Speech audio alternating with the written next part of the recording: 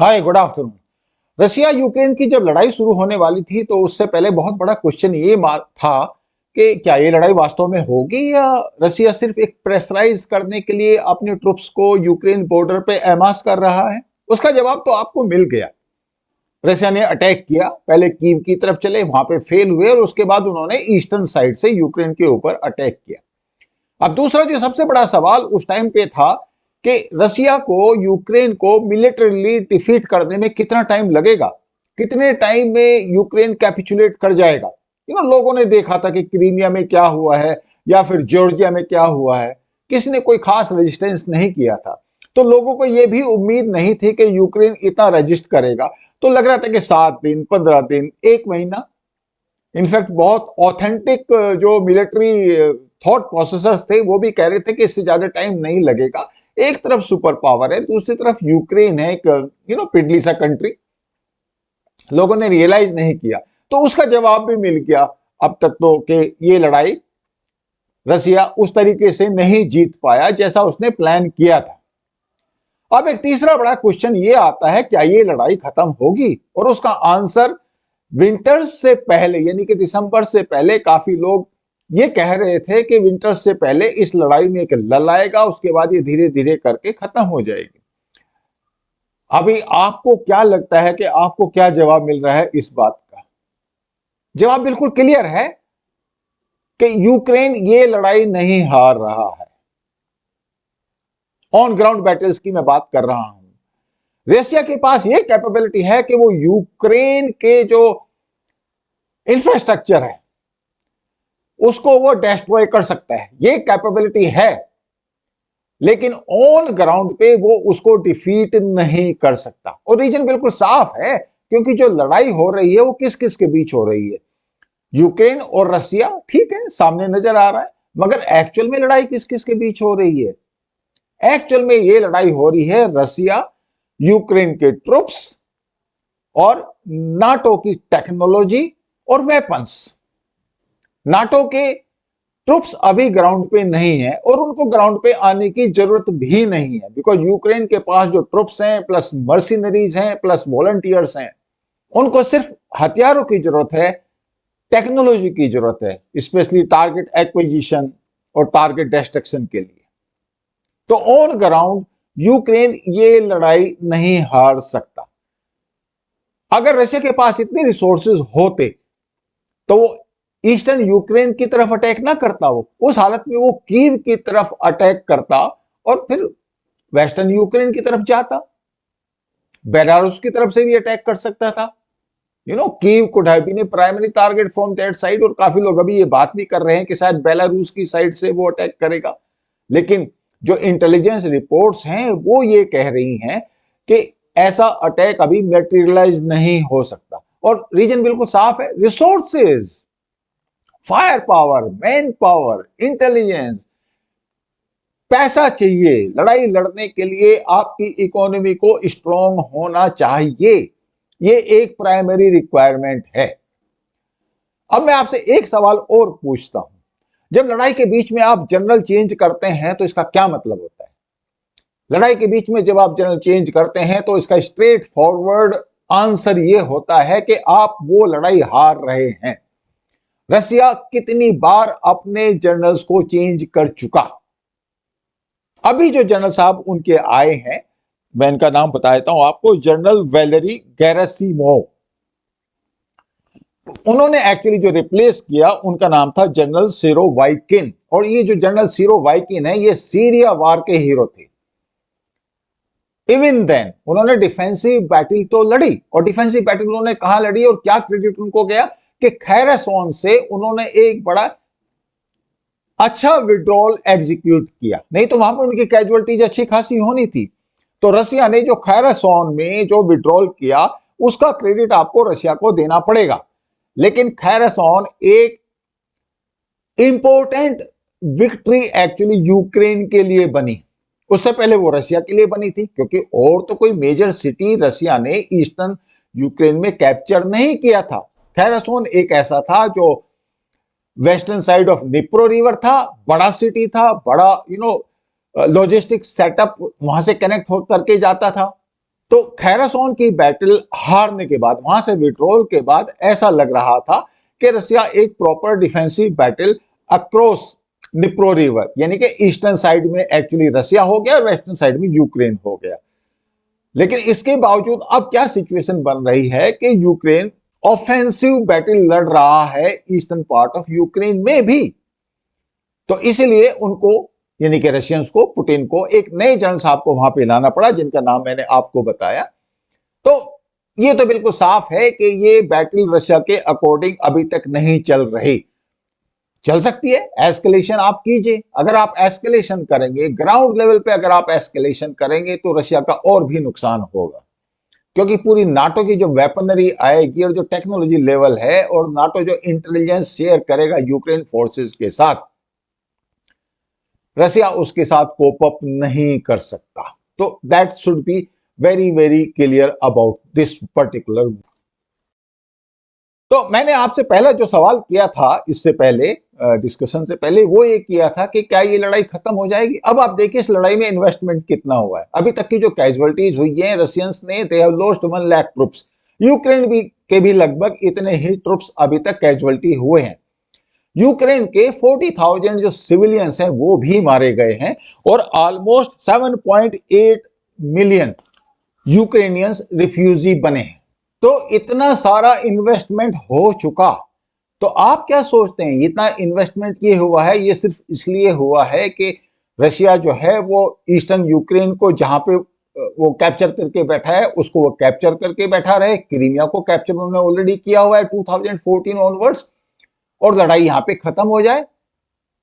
ऐसा बिल्कुल नहीं होने वाला। रीजन बिल्कुल साफ है, क्योंकि पहले तो कोई रशिया का ट्रस्ट नहीं करता। अगर आप सीज फायर आज की डेट में कर लेते हैं तो इसके इंप्लीकेशंस क्या है कि रशिया जहां पे बैठा है वहां पे बैठा रहे, यूक्रेन जहां पे बैठा है वहां पे बैठा रहे, और रशिया थोड़े दिनों बाद फिर दोबारा उसी तरीके की एक्टिविटी में, यानी कि अटैक मोड में आ जाए। Who is going to like that? और फिर आप एक तरीके से लाइसेंस दे रहे हैं रशिया को या चाइना को या इस तरह की किसी भी पावर को कि आप किसी भी छोटे स्टेट को या नेशन को इस तरीके से आप कैप्चर कर सकते हैं। इवन इफ आपका कंपल्सन है कि आपकी जो सिक्योरिटी रिक्वायरमेंट है, जैसा रशियंस कहते हैं, even if that compulsion is there, nobody can justify attack on a sovereign state. ये तो बिल्कुल क्लियर सी बात है। तो रशिया के पास एक्चुअली ये सॉल्यूशन नहीं है आज कि वो विड्रॉ कर सके। जो पार्ट उसने कैप्चर कर लिया उसको वो छोड़े, किसी भी तरीके से नहीं छोड़ेगा।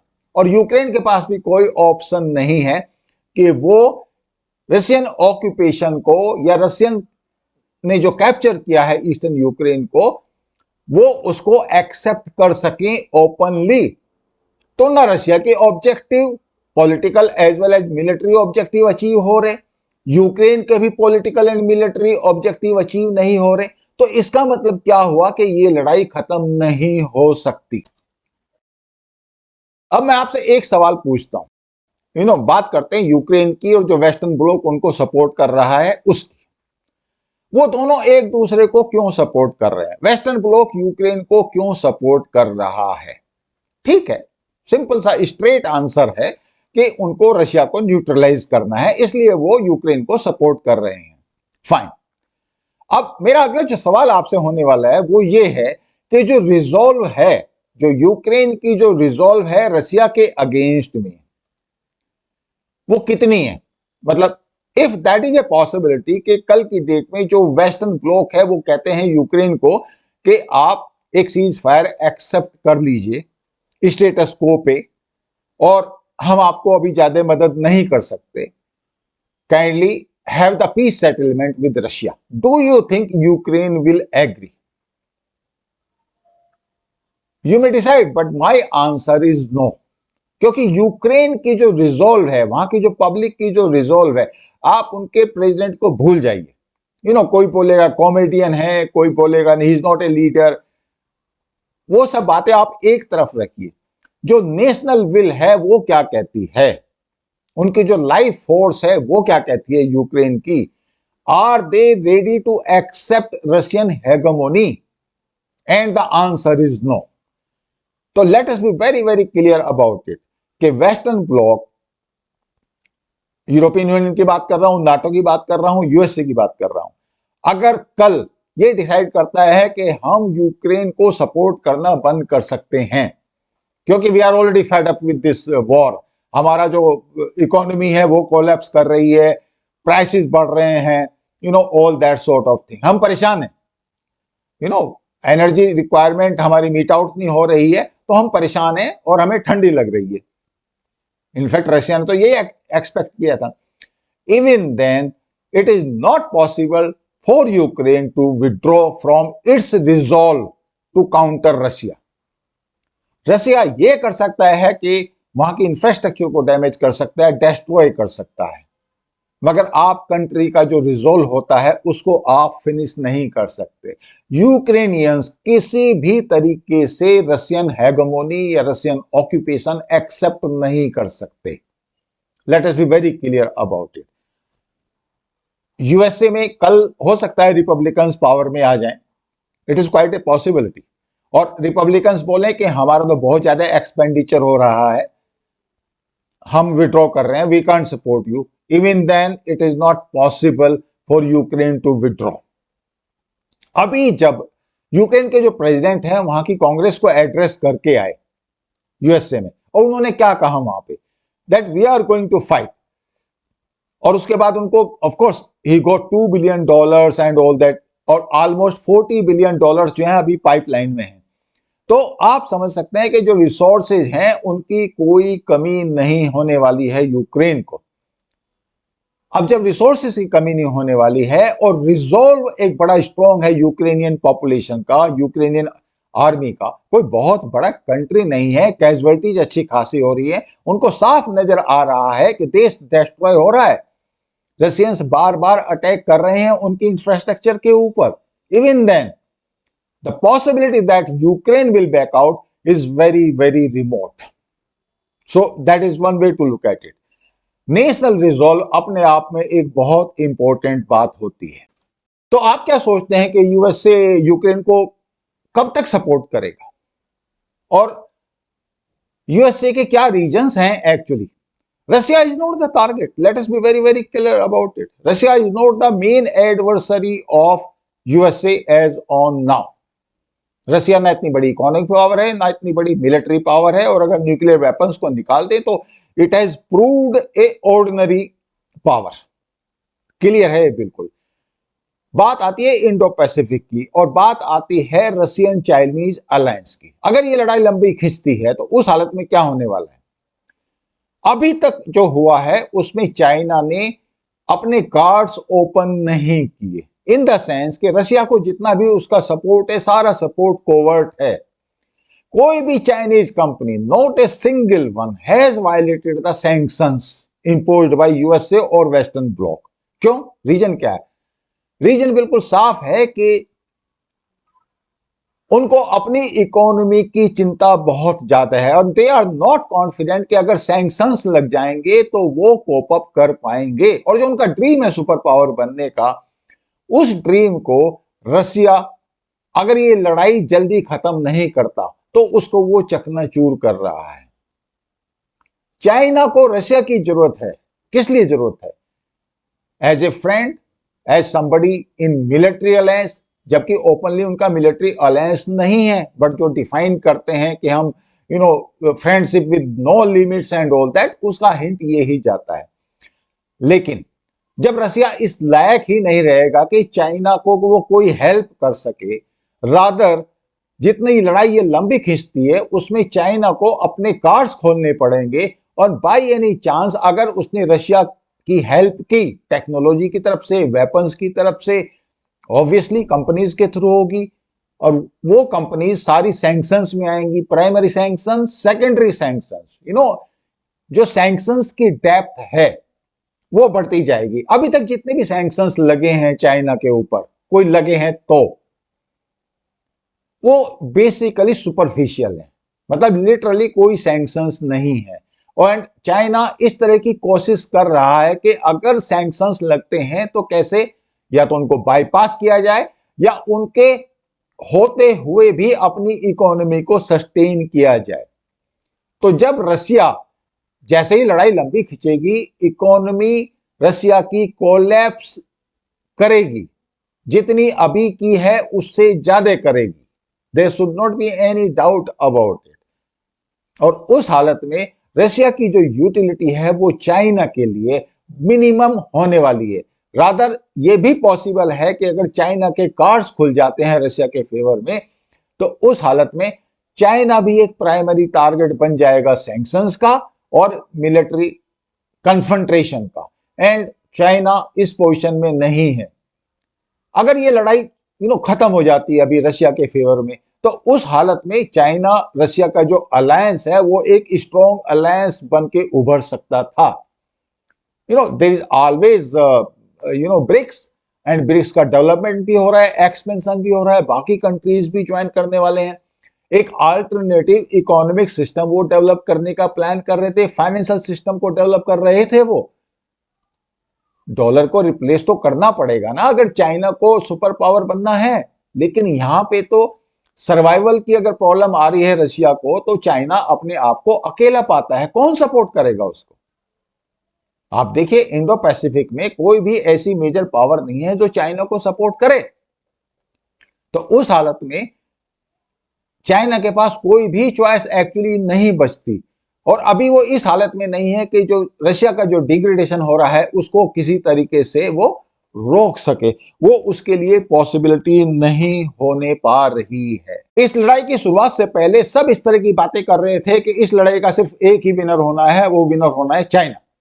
हर तरीके से इकोनॉमिकली, मिलिटरीली उसका इंटरनेशनल स्टेटस बढ़ जाएगा, पावरफुल हो जाएगा, चीप ऑयल मिलेगा तो इकोनॉमी भी स्ट्रांग हो जाएगी। ये सब बातें हो रही थी। लेकिन अभी जो सिचुएशन है, इस सिचुएशन में लड़ाई जितनी लंबी खिंच रही है उतना चाइना को नुकसान हो रहा है। तो रशिया के पास क्या चॉइस है? रशिया के पास चॉइस है किसी न किसी तरीके से इस लड़ाई को वो खत्म करे, मिलिटरीली उसको डिफीट करे। डिप्लोमेटिकली मुझे नहीं लगता कि उनके पास ज्यादा ऑप्शंस हैं, बिकॉज यूक्रेन किसी भी हालत में ये एक्सेप्ट करने को तैयार नहीं होगा कि जो भी टेरिटरी रशिया के पास है वो रशिया के पास बनी रहे। एटलीस्ट स्टेटस को हो जाए या लाइन ऑफ एक्चुअल कंट्रोल हो जाए कि even if we do not accept your control over eastern Ukraine and Crimea, let us have a line of actual control, जैसे इंडिया और पाकिस्तान के या इंडिया और चाइना के बीच में है। तो ओवरऑल सिचुएशन में आप देखोगे कि ना तो रशिया इसको खत्म नहीं कर सकता चाहने के बाद भी, यूक्रेन भी इसको खत्म नहीं कर सकता, और यूएसए का इंटरेस्ट इसमें खत्म करने का एक्चुअली है ही नहीं जब तक कि रशिया मिलिटरीली और इकोनॉमिकली इनसिग्निफिकेंट होकर न रह जाए। न्यूक्लियर ऑप्शन या एस्केलेशन रशिया के पास एक ऑप्शन है, मगर वो बहुत डेंजरस ऑप्शन है। और उस हालत में क्या होगा, कंट्रीज लाइक इंडिया और सो मेनी अदर नेशंस जो अभी तक एक न्यूट्रल इंस्टांस लिए बैठे हैं, वो भी एंटी रशियन कैंप में चले जाएंगे, even if we are dependent on Russia for arms and ammunition. तो धीरे धीरे करके एक्चुअली अगर आप देखो तो कंट्री लाइक इंडिया, उनके भी जो ऑप्शंस हैं वो धीरे धीरे करके कम हो रहे हैं विस रशिया। तो ये लड़ाई अभी चलेगी और इसका जो कल्बिनेशन होना है वो कल्बिनेशन रशिया के एक्चुअली एक सुपर पावर स्टेटस को खत्म करने के साथ ही होगा। अब मैं आपसे एक पॉइंट और कहता हूं, और ये पॉइंट ये है मेरा इकोनॉमी के बारे में, और ये पॉइंट है इंडिया के बारे में। अब आप देखो, आपको लड़ाई लड़ने के लिए रिसोर्सेज की जरूरत होती है, रिसोर्सेज के लिए आपको इकोनॉमी चाहिए। और अगर आपको इकोनॉमी रखनी है अपनी strong, so that you can have more investment in your arms, ammunition, army training and everything. After all army को मेंटेन करना एक कॉस्टली एक्सरसाइज है। इन सब चीजों के लिए आपको एक स्ट्रॉन्ग इकोनॉमी चाहिए, और स्ट्रॉन्ग इकोनॉमी के लिए आपके लिए बहुत जरूरी है कि आपके पास फ्री मार्केट्स होने चाहिए। ऐसे फ्री मार्केट जहां पे लोग या जो एंटरप्रेन्योर्स हैं, जो बिजनेस पीपुल हैं, जो आपका टैलेंट है वो टेक्नोलॉजी का यूज कर सके, स्टार्टअप लगा सके,